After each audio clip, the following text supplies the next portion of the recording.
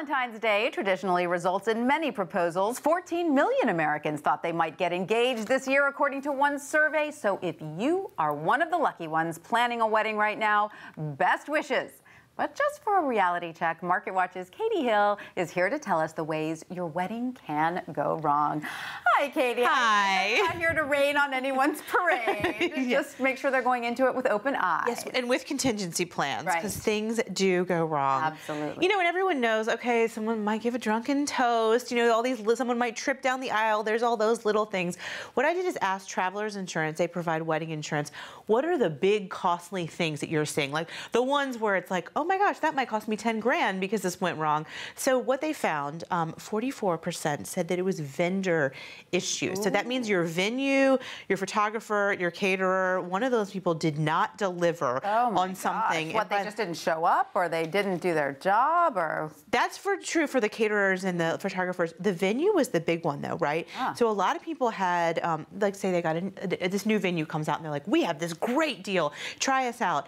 But they didn't open in time for the wedding, or they didn't deliver on it. And then you're scrambling to get a new comparable venue at the last minute, or they promised renovations and they weren't done. And so like a lot of big issues like that. So you have to be really careful with these venues. So what's your advice when it comes to the vendor and the venue? How do you check it out? How do you vet it? This is going to sound really boring, but first, well, first of all, just get the recommendations. Ask your friends and family.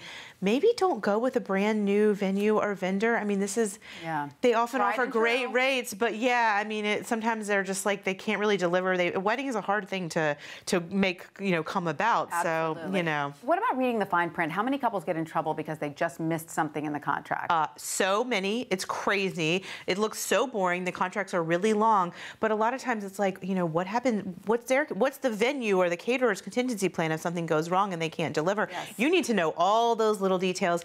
And if you don't like reading the fine print, try to find someone that does. If you have a friend that's a lawyer, that'll just help you out. Hey, it's my wedding day. I'm a bride. I need your help. And also, you say keep in mind that those rainy season deals are deals for a very good reason. Yes, because you can, I mean, hurricane season, those kinds of things, that'll wipe out your whole wedding and you'll have to reschedule the whole thing.